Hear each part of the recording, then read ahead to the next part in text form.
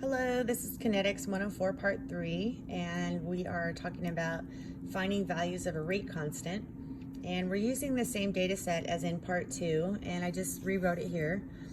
And we've already determined that this reaction is first order in both reactants.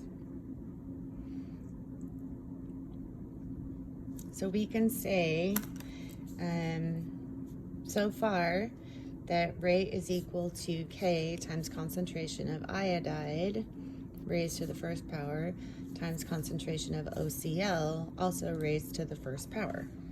And so we have this expression with rate and K as variables. And what we can do is just substitute the data from any of the reactions and then solve for K's value. Okay, so I'm just going to use experiment 1 because it's on the top. We know that the rate is 7.91 times 10 to the minus second, and that's molarities per second. And we're looking for K.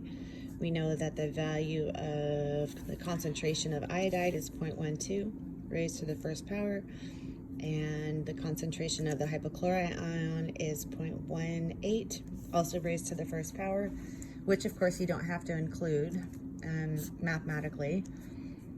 And then we do a little bit of 7th grade algebra here, dividing by 0.12 and 0.18. These guys go away. And we get 7.91 second E negative 2 divided by 0.12. And we get K's value equals 3.66. Okay, and if you're asked for the units of K, go ahead and go back to your Kinetics 103. Right at the end, we talked about finding units of K. And if you're asked for an average, and you will be, average K means find a K for all experiments. And then, of course, you just add them up and divide by the number of experiments.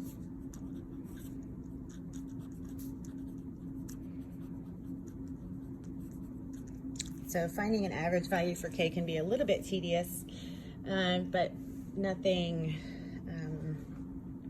super duper scary. So anyway, you have those problem sets 3 and 4 to work on, and we do have office hours coming up on the 4th in the evening from 6:30 to 7:45. I'll be here and open for questions.